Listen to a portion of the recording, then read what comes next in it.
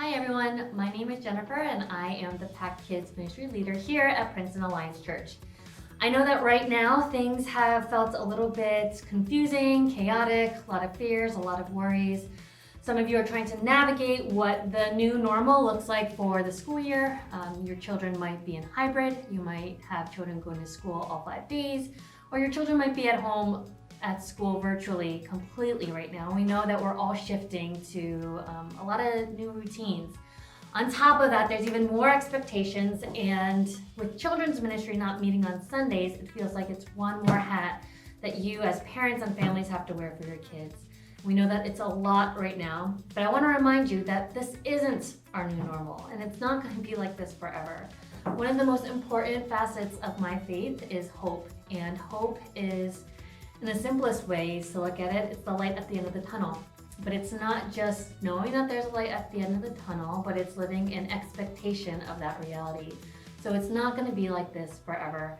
But with that in mind, we here at Princeton Alliance, we want to be a resource for you and your families during this time.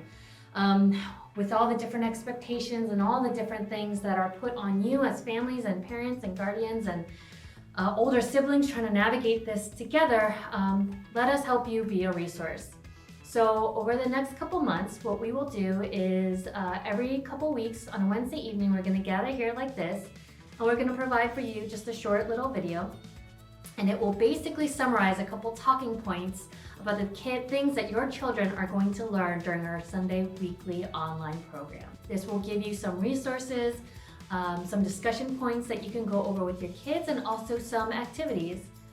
Now maybe you have a routine where you pray with your kids weekly or daily, or you talk about the Bible and that's normal for your family, but maybe for some of you, it's not something you're used to, and maybe praying together might feel awkward. It might feel a little bit uncomfortable. Maybe you just feel unprepared or not equipped. But first, let me tell you that you are equipped and you are empowered and you are called, and God believes in you to do it, and we believe that you are called to do this and able to do this too. And we're here to cheer you on and run alongside you. If you came to our fall drive-through this past Sunday, you would have received a family kit at our drive-through. In that family kit, you would have received a jar and some little slips of paper.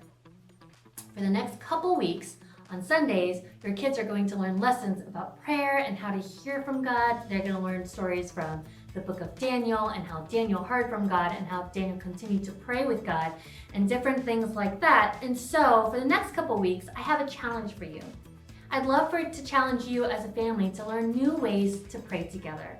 Again, maybe you haven't prayed together before and it feels a little bit odd.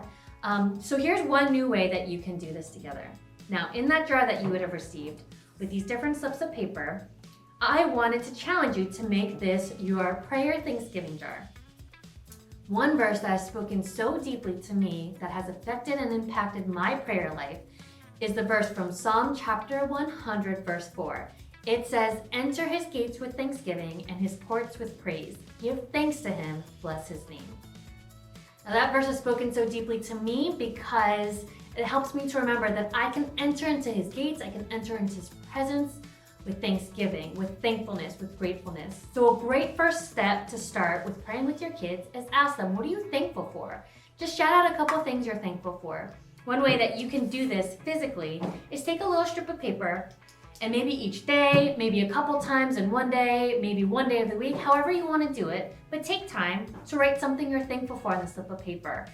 Maybe you prefer to draw it, doodle it, write it in code, however you want, but I am going to write that I am thankful for my church.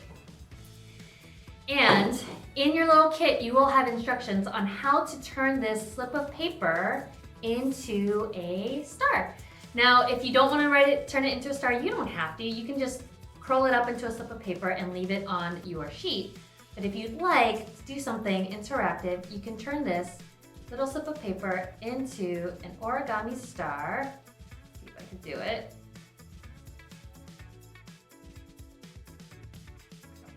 A little bit. And if each member in your family takes time to do this a little bit each week over the next couple weeks, then over time, you will see your jar fill up with the different thankful prayers from your family. And I would love to see pictures of your jars filled up with all the different things that you and your family are thankful for. Now again, this is maybe a new routine for you. So maybe you'll gather all together and you'll write out all the things you're thankful for in one sitting. Or maybe you won't even talk about it. Maybe it'll just be placed in the middle of your kitchen table and you'll pass by, and each morning maybe you'll see a few more stars. And just knowing that your family is doing it with you is a new way to start a prayer routine with your family. So I'm not going to end in prayer this evening, but I'm going to leave this challenge with you and your families. And just to remind you that we are here for you, we're with you. If you did not get the family kit at the drive-thru, email us at kids@princetonalliance.org. We'll have one set aside for you. And remember, like we've all been saying for the past couple months, we're all in this together.